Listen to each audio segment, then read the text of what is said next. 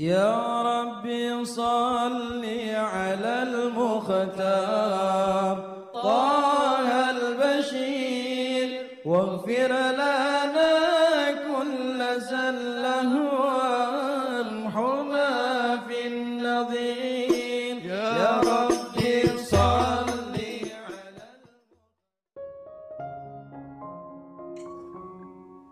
بسم الله الرحمن الرحيم Alhamdulillahi Rabbil Alamin. Allahumma salli wa sallim ala Sayyidina Muhammadin wa ala ali Sayyidina Muhammadin miftahi babi rahmatillah adada ma fi ilmillah salatan wa salaman daimaini bidawami mulkillah. Assalamualaikum warahmatullahi wabarakatuh. Sahabat online yang dirahmati Allah, alhamdulillah kita bisa berjumpa kembali. Mudah-mudahan kita senantiasa diberikan kesehatan, umur panjang fi taatillah, juga senantiasa mendapatkan taufik dan hidayah dari Allah Subhanahu wa ta'ala.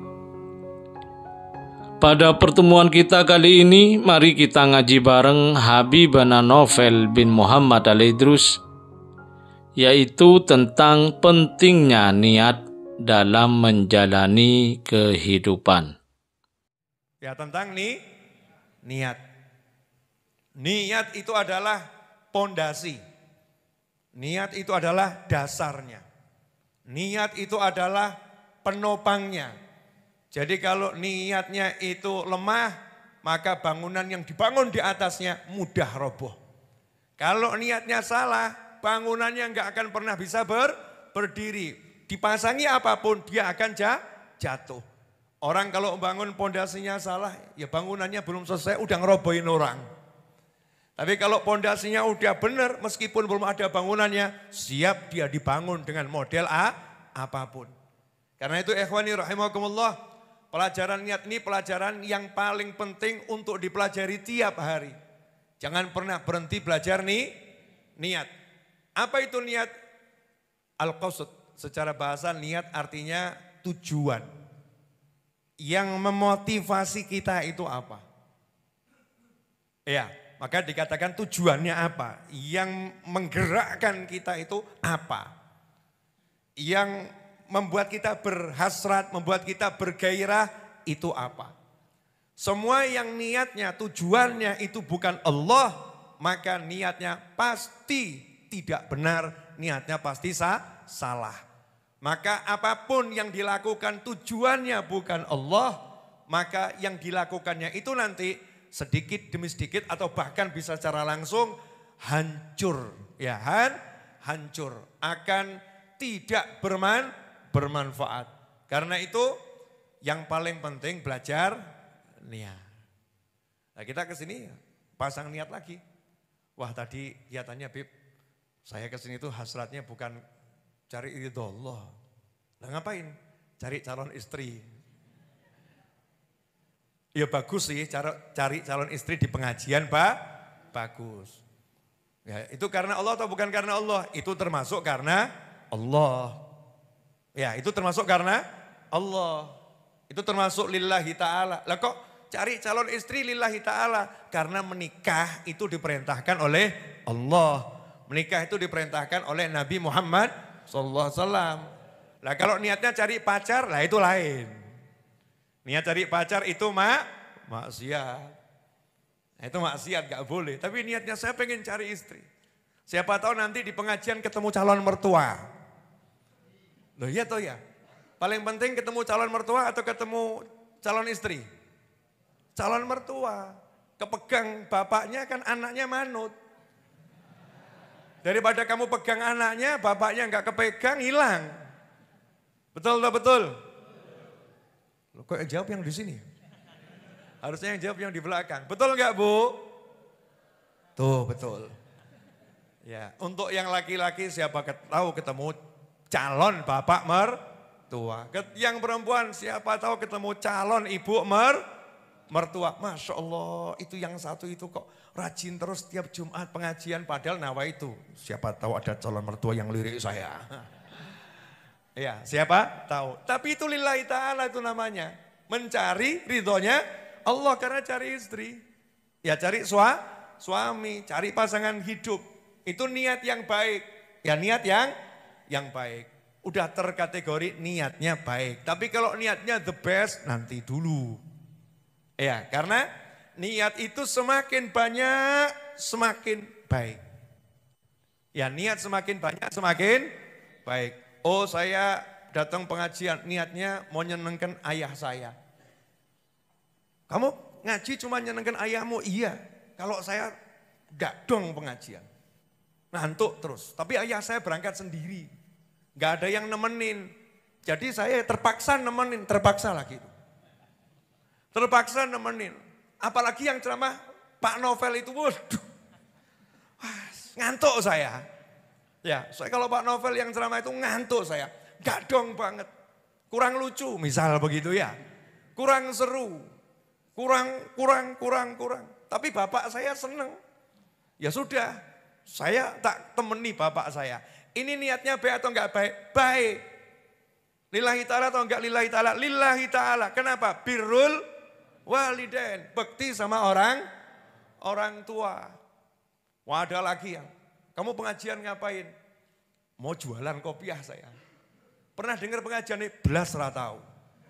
Lu misal lo ya. Belas ratau. Loh, kenapa kamu jualan kopiah? Cari nafkah yang halal.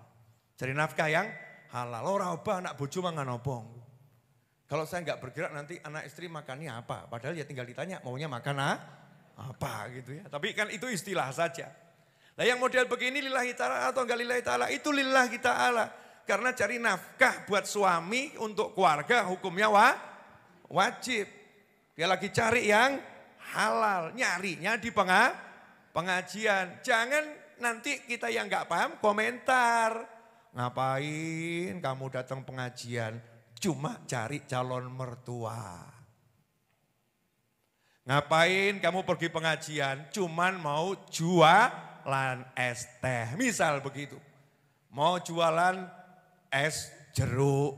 Mau jualan. Itu semua hal yang baik. Ini semua kebaikan ini kalau ditujukan memang untuk taat sama Allah Ta'ala namanya lillahi ta'ala. Jadi biar kita paham niat itu ya begitu itu tuh niat. Ada lagi orang nikah. Ditanya, kamu nikah kenapa? Wah menyalurkan hawa nafsu. Dikomentari, nikah kok hawa nafsu. Nikah itu about love. Tentang cinta, betul. Ya nikah itu tentang cinta. Tapi menyalurkan hawa nafsu dengan pernikahan hukumnya wajib. Lah kalau kamu nikah tapi enggak punya nafsu kan medeni. Aku cinta tapi aku enggak bernafsu dengan dia. Ini kira-kira benar apa keliru? Jadi suaminya enggak pernah disentuh, istrinya enggak pernah disentuh. Kenapa? Aku cinta kok. Aku enggak perlu nafsu sama kamu. Ki waras poedan. Jadi kalau orang nikah karena nyalurkan hawa nafsu itu namanya taat betul. Nyalurkan hawa nafsu kalau bukan nikah namanya maksiat. Nah kalau taat itu namanya lillahi ta'ala. Karena Allah subhanahu wa ta'ala. Maka kita belajar niat nih gak akan ada habisnya. Nah ini level kita di situ saja dulu. Jangan level yang di hatiku hanya ada Allah. Wabot itu. Pelan-pelan. Ya itu pelan-pelan. Kita pokoknya levelnya ini taat, ini maksiat. Udah saya taat berarti ya lillahi ta'ala. Kamu kok hidup cari dunia, kerja terus. Kalau kerjamu halal itu bukan cari dunia, namanya cari akhirat. Kalau kerjamu itu enggak halal dan menyebabkanmu maksiat, itu namanya cari neraka. Namanya cari neraka. Itu yang namanya cari dunia yang tercela. Tapi kalau kamu keluar cari nafkah, kamu kerja, tidak meninggalkan sholat, waktunya sholat kamu sholat, yang haram ditinggalkan, yang halal dikejar, sebanyak apapun yang kamu cari, itu namanya kamu lagi cari akhirat, bukan cari dunia. Nah kalau kamu nganggur tapi enggak sholat, nah itu cari dunia itu. Nganggur sisan waktunya akeh, sholat gak. Kemudian mengatakan, saya lagi meninggalkan dunia. Meninggalkan dunia kalau enggak sholat, itu justru lagi dikerengkeng sama dunia, dibelenggu sama dunia enggak paham. Ya tidak paham. Tugas kita menjadikan diri kita paham dan orang lain semakin paham. Jelas semuanya? Jadi saya ada pelajaran sedikit. Buat antum semua yang hadir di sini. Kira-kira kalau Anda semua enggak datang ke sini, pengajiannya jalan atau tutup? Jalan. Kalau kira-kira saya enggak mengajar di sini, pengajiannya jalan atau tutup? Jalan. Kita harus yakin begitu. Nah kalau sampai kita di hati ada perasaan, oh kalau saya enggak datang, mesti tutup pengajiannya. Nah itu berarti kita enggak lillahi ta'ala. Kita merasa, ini gara-gara aku nih. Karena saya. Oh ini kalau yang ngajar Ustadz Iis sepi. Kalau yang ngajar saya rame. Kalau saya begitu berarti di situ ada sombong. Bukan Allah yang muncul tapi kesombongan. Na'udzubillah min dzalik. Maka ketika kita mengajar kita harus yakin tugasmu hanya nyampein. Ya. Dan kamu gak bisa ngasih manfaat ke orang, gak bisa. Siapa yang bisa ngasih manfaat? Hanya Allah subhanahu wa ta'ala. Tugasmu hanya mengajar sebaik mungkin. Yang ngasih hidayah Allah. Yang ngasih manfaat Allah. Kalau kamu yakin itu, kamu serahkan ke Allah. Allah yang bereskan urusanmu. Nah kebetulan saya mau lempar jumroh. Cerita dikit boleh? Mau lempar jumroh ini sama rombongan diantaranya anak saya Ahmad Anis. Nah rupanya batunya ketinggalan di kamar. Mata setan batunya ketinggalan. Ya mau ngelempar setan batunya ketinggalan. Gak mungkin balik udah jauh.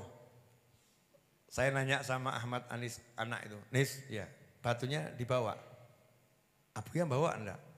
Enggak ketinggalan. Podo. Saya bilang aman. Insya Allah aman. Oh di situ banyak batu. Ya di situ insya Allah banyak batu. Udah nyantai aja. Subhanallah sampai lokasi. Itu truk yang bagian nyedot batu pas jalan. Jadi semua batu disedot sama truk. Disapu itu.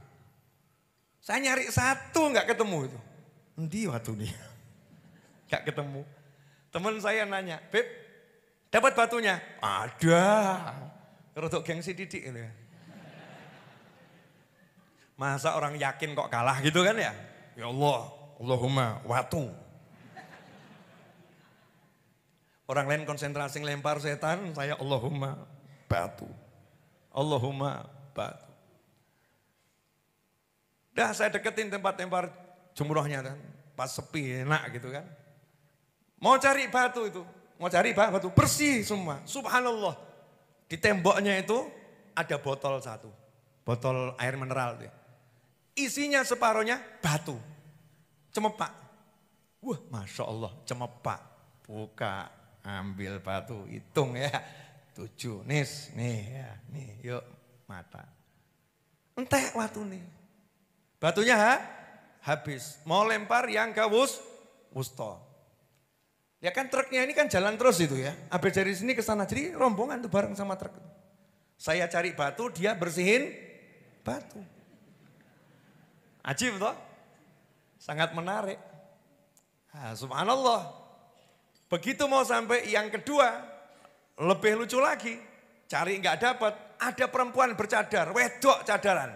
Coba ngomong, setan ngawur. Ya. Perempuan bercadar. Bukan orang Indonesia. Saya juga nggak kenal, beliau nggak kenal saya. Saya lihat bawah gitu kan. Lihat bawah. Disamperin, langsung satu botol digerojokkan tangan saya. Wah, ajib. Bagi lagi, Nis, yo. Selesai ya. Yang terakhir, entek batu nih. Batunya habis. Teman-teman saya moro semua. Pip, batu. Digerojok batu, turah-turah. Di situ saya ngakak, ya Allah, ya Allah. Urusan batu aja dijamin kok. Oh, masa golek duit kok do ruwet ngono lho ya. Ngakak saya. Bener sendika ngendikanipun Simbah. Ya. Apa katanya orang-orang tua terdahulu? Obah, mama. Kamu kalau bergerak nanti makan. Itu kan filosofi ya. Bergerak nanti makan. Artinya tugasmu tuh yakin dikasih rezeki sama Allah, tapi jangan diam. Yakin kamu akan dikasih batu, tapi ya coba mandek ngenteni di watune. Mana batunya? Enggak, cari. Meskipun enggak ada loh, nyata ora ono. Enggak ada, mendelik ora ono. Maju ae. Garis finishnya sudah dekat, batunya belum ada. Ojo minder, ojo keder. Maju, pede, harga diri dipertaruhkan saudara-saudara. Maju. Subhanallah, percaya sama Allah Ta'ala. Ya Allah kasih solusi. Solusinya enggak masuk akal. Batu cemepak di depan, sak botol. Baru kui diparani meneh, ya digrujuk sak botol. Yang terakhir dikeroyok teman-teman, semua berlomba ngasih batu. Di situ saya, Masya Allah, urusan butuh batu tuh kamu asal obah minta gerak. Sama Allah akan digerakkan semua untuk ngasih kamu batu. Paham? Jadi kalau urusan duit gimana? Loh pada waktu gantiin judulnya. Batunya diganti judulnya. Ya, saya itu kan bulan ini harus bayar sebetulnya di atas 500 juta. Di atas itu. Cuman saya tulis akhir bulan harus bayar 350 juta. 2 hari lagi, Sabtu, Ahad. Kurang 2 hari lagi. Alhamdulillah, jual buku laku 11. Masya Allah ya. Laris gak itu? Laris, laku 11, so, timbang gak laku. Betul kan ya? Jual buku laku 11. Kemudian usaha, di antara usahanya Majelis Ar-Raudhah adalah kelas online. Kemudian grup sahabat HNA. Kemudian kita share siapa ikut andil. Ya ada yang transfer 10.000, 100.000. Tadi siang itu saya rodok mumbul kaget. Karena ada teman saya itu yang mas ganti duit sini. Orang ini saya tahu tuh biasanya ganti duit. Gak punya duit. Kok tiba-tiba transfer 3 juta. Aku rodok kaget. Kisalah nolnya barki ditagih apa gak ya. Habis ini ditagih atau tidak? Orangnya datang, gak usah saya sebutkan, ada orangnya di sini. Subhanallah, tapi Allah gerakkan dia, dapat rezeki. Dah saya mau ikut andil majelis. Bukan orang kaya, al-melaratu wal miskinu zahiruh. Lakin batinu ghani. Tapi hatinya kaya. Banyak orang kaya, hatinya miskin. Beruntung tuh orang yang dikasih kekayaan hati. Ya kekayaan hati itu nanti dunia akan ngikuti itu. Kalau hatinya lomo itu dunia akan ngikuti. Tapi jangan kemudian kamu ngawur. Yaudah Habib kalau gitu tak habisin semua. Oh tak dol kabeh sumbang ke masjid. Baru kuwi ngeluh kowe. Belum makomnya ya belum makomnya. Semampunya saja itu pas dapat rezeki. Hatinya enggak pelit. Itu bagus. Oh subhanallah ada tambahan. Ada tambahan rezeki datang. Bergerak terus. Gak usah mikir, nanti minggu bagaimana, Ahad bagaimana. Udah santri weekend liburkan saja, gratis, sehari makan 3 kali. Belum lagi nanti snacknya, ini biayanya berapa. Belum lagi pakai kad sekarang, ya pakai kartu itu. Ya, kartu anggota dan lain sebagainya. Itu nanti usah dipikir, yang penting ngaji golek ilmu dan nebar ilmu. Nantinya bagaimana, nanti ngapain dipikir sekarang. Tadi saya masih terkapar tuh, gak bisa ngomong didik, lemes. Ya ngomong dikit loh, lemes. Tapi ya jangan kemudian, lemes, kurang ngajar. Ya enggak, berjuang. Gimana caranya bisa ngajar? Wedang jahe madu. Ya buat wedang jahe madu. Beli pisang makan. Beli wortel, ya brokoli, kasih kuah. Ben seger awak, ya badan biar seger.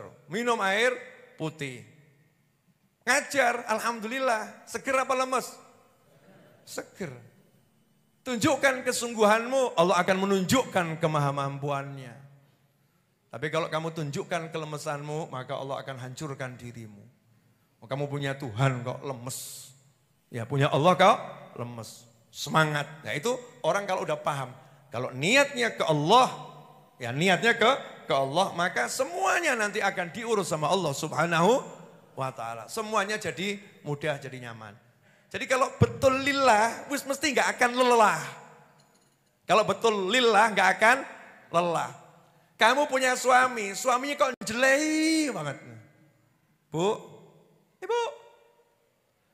Seorang istri punya suami, suaminya kok, Masya Allah. Luar biasa, menyebalkan, menjengkelkan. Kalau istri ini yang dicari Allah, langka loh ini langka. Betul-betul lillah yang pol, dia nggak akan pernah lelah menghadapi suami yang modelnya seperti itu. Contohnya siapa? Siapa? Istrinya Fir'aun. Istrinya Fir'aun itu jalankan sebagai seorang wanita yang solihah. Ya dengan akidah zaman dahulu ya. Dia kan sabar ngadepi Fir'aun. Padahal Fir'aun itu kira-kira bengisnya seperti apa? Kejamnya luar biasa. Dan istrinya mati karena dibunuh sama Fir'aun. Tapi dia tetap, kalau urusan iman saya maaf. Saya tidak bisa taat sama kamu. Saya taat sama Allah Subhanahu wa ta'ala. Nah ini ada istri zaman sekarang, diajak suaminya taat, suaminya ngajak taat, ngajak perang. Contoh, suaminya bangunkan sholat, bagus atau enggak bagus? Bagus. Belum sholat isya, dibangunkan sama suaminya. Dek, alus, dek, bangun. Dilihat, bangun dek. Diluk, bangun dek, sholat. Sholat dek, swarga. Ojo salim. Dang turu kono, kok tak tangi dewi. Marah. Ada ndak yang model begitu? Kok tahu? Sebaliknya juga ada suami diajak taat marah. Diajak ngaji sama istrinya. Mas, semaan mas 2 ayat. Buka Qur'annya semaan 2 ayat. Harus aneh-aneh. 2 ayat mas. Tulung semaan aku. 2 ayat. Harus aneh-aneh. Wong wedok iki nurut swarga. Ngamuk. Ada enggak model begitu? Itu ibu-ibu kok paham? Kok paham? Ini dalam taat loh, dalam taat. Ini banyak sekarang ini rumah tangga naudzubillah min dzalik itu akhirnya enggak bertahan karena lillahi ta'alanya kurang. Ya, lillahi ta'alanya kurang. Sehingga kurang sabar, kurang nerimo ya. Ya, kurang nerimo. Akhirnya berantakan. Naudzubillah min dzalik. Tapi kalau udah lillahi ta'ala selesai. Ya memang itu proses. Ya semua itu proses. Sampai di sini jelas? Yakin jelas? Apa yang jelas? Lillahi ta'ala.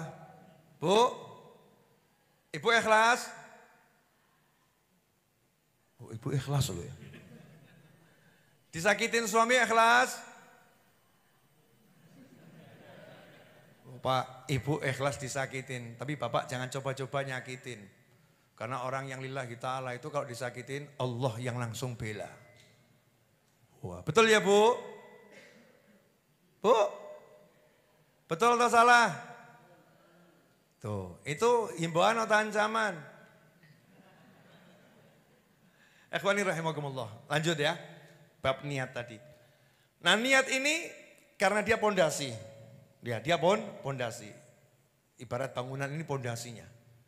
Kalau pondasinya besar, maka bangunannya juga akan bisa semakin besar dan semakin tinggi. Kalau pondasinya kecil, nanti ya bangunannya kecil. Nah, karena niat itu adalah tujuan, maka untuk memperbesarnya dibutuhkan ilmu. Untuk membesarkannya dibutuhkan ilmu. Semakin banyak ilmunya, nanti akan semakin luas pondasi niatnya. Ya pondasi ini niatnya. Contoh misalnya, Habib buat gedung pertemuan itu untuk apa? Itu yang dipakai ibu-ibu itu ya. Satu, biar ibu-ibu nggak capek di lantai atas. Ya biar di bawah saja. Nanti kalau udah nggak muat baru ditambah di atas. Dua, itu untuk warga sekitar yang mau nikah. Yang mau nikah bisa dipakai untuk acara resepsi yang Islami. Kenapa begitu? Ya saya tidak bisa serta-merta keliling kampung. Ya, atau ceramah dari satu majelis ke majelis mengatakan, jangan selenggarakan pernikahan yang tidak Islami. Jangan pernikahan yang ala Yahudi. Nanti hasilnya orang tambah, apa kuwi? Ya orang marah. Ini dakwah ya. Maka buatkan gedung, pinjam gratis. Ya gratis. Yang penting satu, Islami. Ya Islami. Pakaiannya Islami, acaranya Islami. Karena judulnya gratis, alhamdulillah. Pinjam. Mau tidak mau ngikuti aturan Islami. Berubahlah. Banyak yang tadinya acara pernikahan itu ya Islami campur macam-macam. Akhirnya jadi Islami beneran. Tuh. Kemudian yang tadinya mau nikah, takut karena kurang biaya. Nanti sewa gedung mahal dan lain sebagainya. Akhirnya menunda nikah sama dengan berbahaya timbul zina. Dengan dibuat itu gratis orang jadi berani nikah maka zina semakin tersingkirkan. Itu diantara niatnya tuh, diantara niatnya. Dan sangat banyak niat yang saya pasang di situ. Makanya ketika harga tanah itu Masya Allah ngawure, saya utang itu enggak wedi. Ya utang enggak wedi. Kenapa? Karena memang itu untuk niatan-niatan yang luar biasa. Nah yang hebatnya itu yang ngutangi saya juga enggak wedi. Mudeng ya? Paham? Saya utang enggak takut, yang ngutangi juga enggak takut. Orang ngutangi orang enggak punya duit itu kira-kira waras apa waras? Enggak punya duit, enggak punya aset gitu ya, enggak punya kerjaan yang jelas selain jual buku, ya jual roti Ali, Baba hasilnya dibuat bagi roti Jumat malam aja sudah minus. Ya minus. Tapi ternyata kok ada yang mau minjemi, ada yang mau ngutangin ya teman-teman saya itu, ada yang mau minjemi, ada yang mau ngutangi. Berarti yang lebih hebat siapa? Yang mau minjemin, dia lebih punya iman yang lebih kuat dibanding saya. Lanjut. Nah sekarang niat Anda kesini ngapain? Yang banyak. Kalau orang tuanya sudah meninggal dunia, niatkan biar setiap langkah saya menjadi tambahan pahala untuk orang tua saya. Jadi berangkatnya semangat, Pak, ganjaranmu tambah toh Pak? Wah, aku loh Pak ini, semangat. Kalau orang tuanya masih hidup, niatkan ya Allah semoga ini jadi tambahan kebaikan orang tua saya sehingga penyakitnya jadi sembuh, terhindar dari bencana. Nanti saya dapat rezeki yang berkah, rumah tangga saya baik, orang tua saya senang. Pasang niat yang banyak. Semakin banyak niatnya, maka semakin banyak itu yang dapat. Seperti wadah itu loh. Besarkan niat. Ustadz, ya guru Habib saya Daisa tuh niat banyak-banyak. Caranya ada enggak? Tips mudah berniat. Oh gampang. Mau? Wani piro? Gampang saja gini. Ya Allah, pokoknya saya niat seperti para wali. Kalau cari ilmu niatnya seperti apa, saya copy paste. Dah selesai. Boleh enggak itu? Boleh. Ya, Sayyidina Ali dulu radhiyallahu anhu, beliau juga begitu. Saya berniat ya seperti yang diniatkan oleh Nabi Muhammad SAW. Bil makna demikian. Jadi kita boleh meniru niatnya orang-orang soleh. Saya niat seperti guru saya, kalau cari ilmu seperti apa, saya niat seperti itu. Tapi tambahono, ma'lutuf wal afiyah. Diiringi pertolongan dan keselamatan. Wah, karena guru-guru itu kadang niatnya gede-gede. Ya ternyata kita lupa, tidak minta pertolongan dan keselamatan. Saya tuh udah niat. Seperti niatnya Syekh Abdul Qadir Al-Jilani radhiyallahu anhu kalau berangkat pengajian. Kok tambah ketabrak ya Beb ya? Wah itu mungkin tenagamu kurang kuat jadi awakmu kudu ketabrak. kena musibah itu biar hancur tuh semua dosamu, langsung kamu naik pangkat. Makanya kalau niat ditambahi ma'lutuf wal afiyah. Kalau enggak ada lutuf wal afiyahnya nanti kalau kita enggak kuat kan repot ya, repot. Ma'lutuf wal afiyah, an-niyah. Ikhwani rahimakumullah. Nah, karena niat itu pondasi, maka para sahabat tuh belajar niat itu seperti belajar surat Al-Fatihah. Jenengan kalau belajar surat Al-Fatihah di pondok-pondok pesantren Al-Quran, itu ada yang 1,5 tahun baru lulus Al-Fatihah. Ada yang 2 tahun baru lulus Al-Fatihah. Al-Fatihah loh itu ya. Yang cepat itu kalau 6 bulan lulus itu cepatnya luar biasa. Al-Fatihah. Nah sahabatnya Nabi SAW kalau belajar niat itu seperti orang belajar surat Al-Fatihah. Enggak sembarangan, dipelajari betul. Ya, dipelajari betul. Apa niatnya? Niatnya apa? Sehingga kalau kita lihat seorang ulama, ini contoh ya kalau kita ya belum sampai segitu, neliti hati belum begitu. Ini cuma contoh ojo mbok tiru. Paham? Contoh jangan ditiru karena belum levelnya, ya belum levelnya. Nanti kalau neliti seperti itu tambah mumet. Karena belum kelasnya. Ada seorang ulama, ini serius saya ya, ini contoh tapi jangan ditiru. Seorang ulama sholat di saf awal, sekian puluh tahun. Sekian puluh tahun itu tidak pernah tertinggal takbiratul ihram bersama imam, di saf awal terus.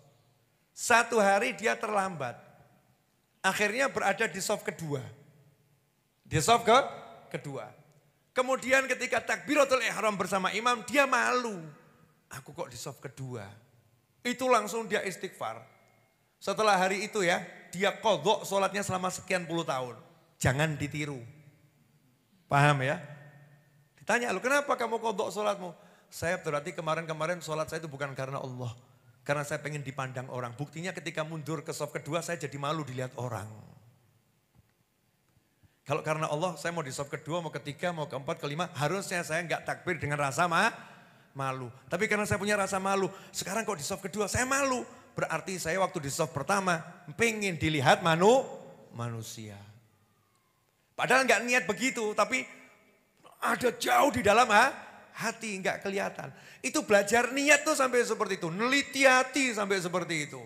Kira-kira kita tekan enggak? Wes nyerah aja, belum waktunya. Ya kita yang nyoto-nyoto saja, iki halal, iki haram. Dah yang nyata-nyata dulu. Makanya orang itu kalau belajar ilmu zuhud adalah misalnya gitu ya, meninggalkan dunia. Yang gak jelas belajarnya, nanti salah kaprah di rumah, duduk, gak kerja, nganggur. Tanya sama orang yang ngapain kamu? Belajar zuhud. Itu bukan belajar zuhud, itu namanya al-malsu wal kasatu. Manusia yang paling zuhud Nabi Muhammad sallallahu alaihi wasallam. Dari kecil Rasulullah kerja sallallahu. Apa kerjanya? Menggembala kambing. Sampai akhirnya jadi pengusaha kerja Nabi Muhammad SAW. Enggak pernah enggak kerja. Dan tidak mengurung diri di dalam rumah. Zuhud adalah bukan meninggalkan segala sesuatu. Tapi zuhud adalah segala sesuatu tidak menjadi memilikimu. Itu namanya zuhud. Zuhud itu punya semuanya, tapi semuanya enggak punya kamu. Bisa enggak? Punya HP. Zuhud punya HP, tapi HP enggak boleh punya aku. Saatnya aku bilang taruh. Saatnya aku bilang pakai. Enggak dibalik. Sini kamu, jangan tinggalkan aku. Wah nurut be handphonenya. Kalau ini aku nurut tuh ya. Jadi dia dikendalikan sama handphone. Itu namanya orang yang dikuasai oleh sesuatu. Tapi orang yang zuhud, enggak ada dikuasai oleh benda, enggak ada. Hatinya yang ada hanya Allah Subhanahu wa ta'ala. Jadi dia nyantai aja. Barang benda itu tidak bisa menguasainya. Tapi dia yang mengendalikannya dengan ilmu Allah segala benda. Itu yang namanya orangnya zahid. Ya perbuatannya namanya zuhud. Nah, ini zuhud ini kalau orang belajar gak pakai guru jadinya bahaya. Nah kita termasuk niat. Niat ini kalau gak mau belajar pakai guru, Oh itu bahaya itu. Salah dia belajar. Contoh, boleh saya kasih contoh? Ya, ada orang tidak ke masjid. Ditanya, kamu kenapa kok enggak sholat berjamaah di masjid, enggak datang pengajian di masjid? Kenapa?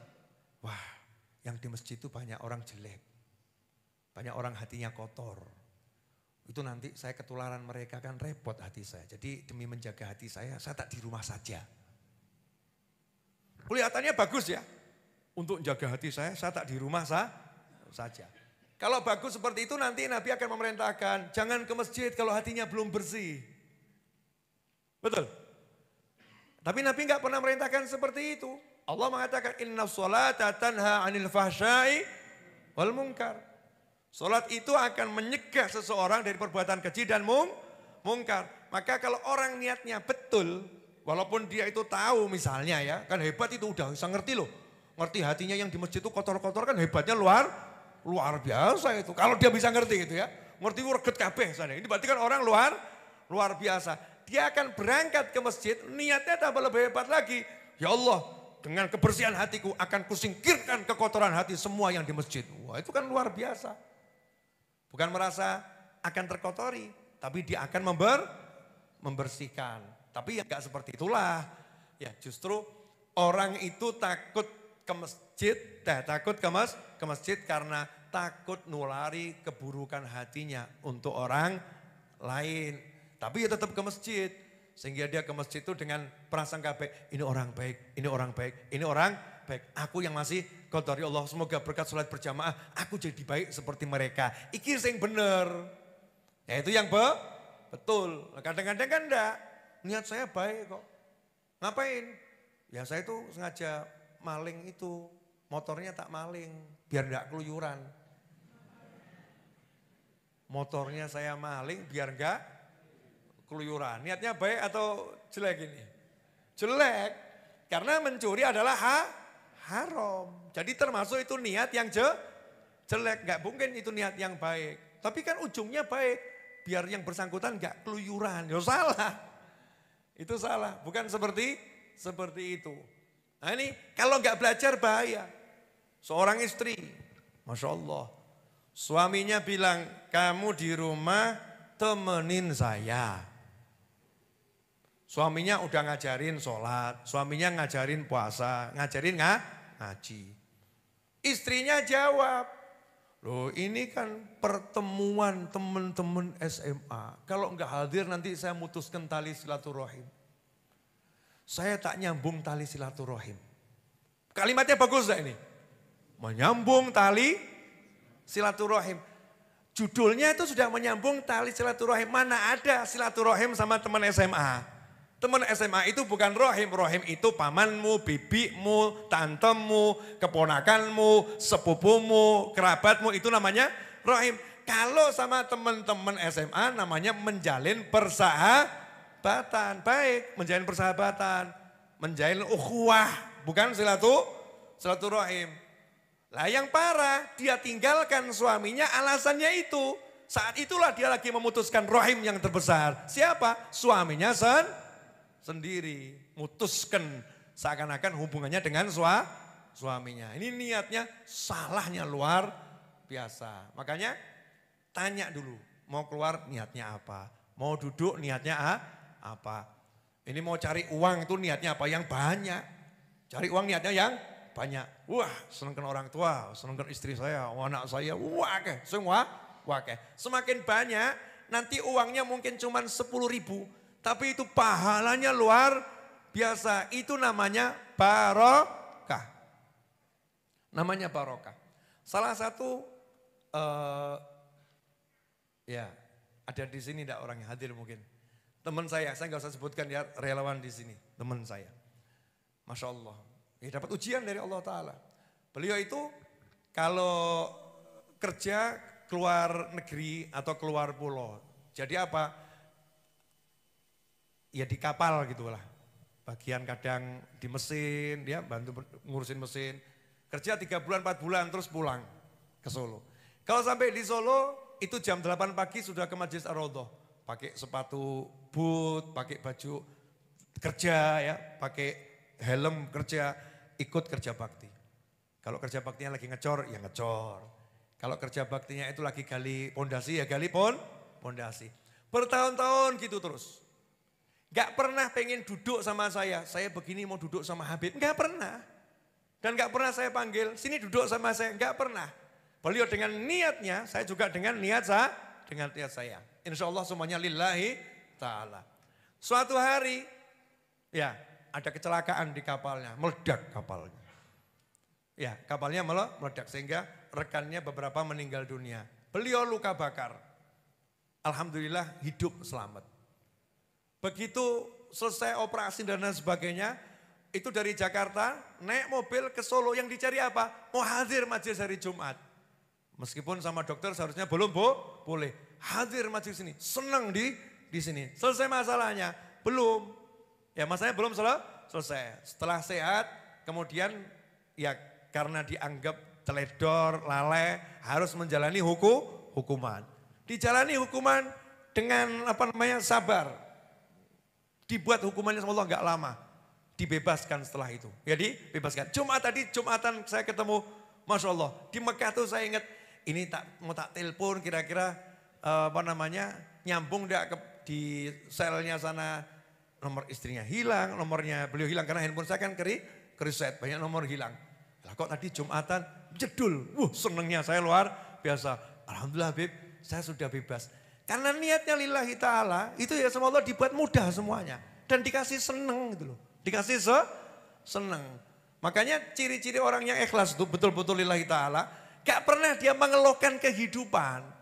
Lah kalau Anda atau saya atau kita mengeluhkan kehidupan, berarti kita ini mengeluhkan siapa?